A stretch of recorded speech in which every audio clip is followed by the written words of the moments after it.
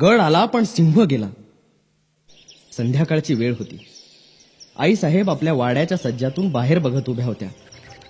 सोनेरी किरणांच्या प्रकाशात एक अवाढव्य किल्ला दिसत होता. प्रचंड अवघड आणि अभेद्य किल्ला. याच किल्ल्याचं नाव होतं कोंडाणा. जिजाऊ साहेब आपल्याच विचारात दंग होत्या.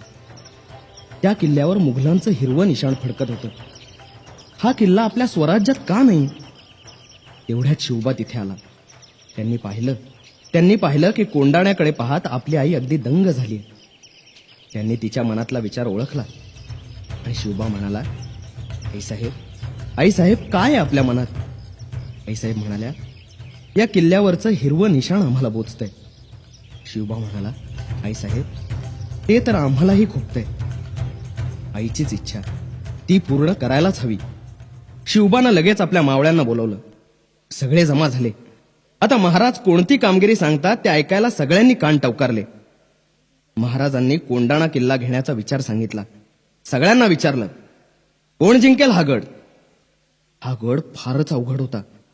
महाराजांनी शब्द टाकला आणि ताडकन एक मावळा उठला आणि म्हणाला, मी जिंकतो हा कोंडाणा गड. कोण होता हा मर्द? कोण होता हा हिम्मत बहादर गडी? तो होता तानाजी मालुसरे, महाराजांचा खेळगडी.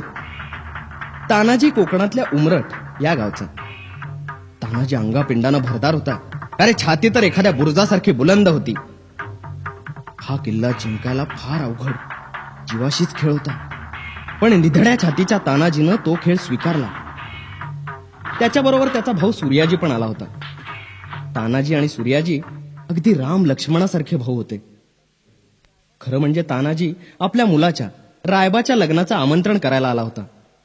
शिवबा म्हणाला, मग हे काम मी दुसऱ्या कोणाला तरी सांगतो.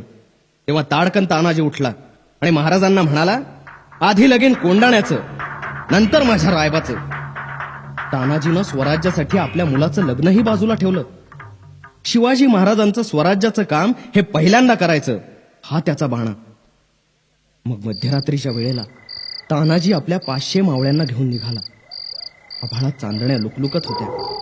गडाजवळ गुडप्प अंधार पडला होता. पावलं न वाजवता दपकत तानाजी आणि 500 मावळे गडाखालच्या दरीत जमा झाले. गडाचा किल्लेदार उदयभान नावाचा राजपूत सरदार होता. सिंहगड फार बळकट किल्ला. गडाच्या खाली घनदाट झाडी होती. प्रवेश करायला फक्त 2 दरवाजे होते, सिंहाच्या जबड्यासारखे. गडावर कडक पहारा होता. पण तानाजी जिकडे उभा होता तिथे खोल दरी होती.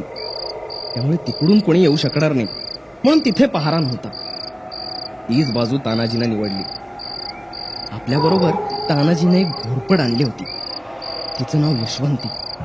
हा प्राणी आपल्या नख्या भिंतीत खुपसून उभ्या भिंतीलाही चिपटून बसतो. तानाजीनं तिला दोरी बांधली आणि दिली उभ्या कड्यावर फेकून. पण 2 वेळा घोरपड खाली पडली. तानाजीला आला राग.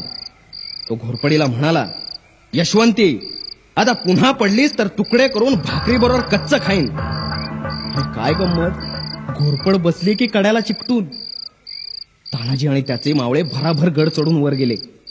एवढ्याच गडावरच्या पहारेकऱ्यांना मावळ्यांची चाहूल लागली. मुघल सैनिक आपापल्या तलवारी घेऊन मावळ्यांच्यावर धावले. घनघोर लढाई सुरू झाली. एवढ्यात उदयभान तलवार घेऊन मैदानात उतरला. उदयभान आणि तानाजी एकमेकांशी लढू लागले. ते इतक्या जोरात लढत होते की जणू 2 ढगच एकमेकांवर आपटत होते. एवढ्यात उदयभानचा एक घाव तानाजीच्या ढालीवर पडला. तो घाव इतका जबरदस्त होता की तानाजीची ढालच तुटली. आता काय? पण तानाजी डगमगला नाही. त्यानं आपला फेटा हातावर गुंडाळला आणि लागला की लढायला बहादर. पण घात झाला. एकमेकांचा घाव अंगावर पडून दोघेही वीर खाली पडले. तानाजीला पडलेलं पाहताच मावळे घाबरून पळायला लागले. सूर्याजीनं ते पाहिलं. गेला धावत कड्याजवळ. ज्या दोरावरून चढून मावळे आले होते तो दोरच त्यानं कापला आणि मावळ्यांना म्हणाला, अरे असे भ्याडासारखे पळता काय? आता महाराजांना काय आपलं पराभूत काळं तोंड दाखवाल? गड जिंकून दाखवा. आपल्या आईचं दूध प्यायला असाल तर फिरा माघारी. आणि दुप्पट वेगानं मावळे परत फिरले. सूर्याजीच्या शब्दांनी त्यांच्यात वीरश्री संचारली आणि जोर जोरानं लढायला लागले. बघता बघता मुघल पळायला लागले आणि मावळे विजयी झाले. शिवाजी महाराज आपल्या महालातून कोंडाण्याकडे पाहत उभे होते. एवढ्यात महाराजांना गडावर आग पेटलेली दिसली. महाराजांना बातमी कळली. गड स्वराज्यात आला, मावळे जिंकले. कारण तशी खूणच ठरली होती. गड जिंकला रे जिंकला की तेथली गवताची गंज पेटवायची. दुसऱ्या दिवशी सूर्याजी विजयाची बातमी सांगायला महालात आला. पण बरोबर तानाजी नव्हता. महाराजांनी अधीरपणे विचारलं, कुठे आहे माझा तानाजी? सूर्याजीच्या डोळ्यात पाणी आलं. तो म्हणाला, महाराज महाराज शत्रूशी लढता लढता आपला तान्हा स्वर्गात गेला. महाराजांना धक्का बसला. महाराजांना काही सुचेना. शिवबा म्हणाला, अरे अरे माझा तानाजी गेला.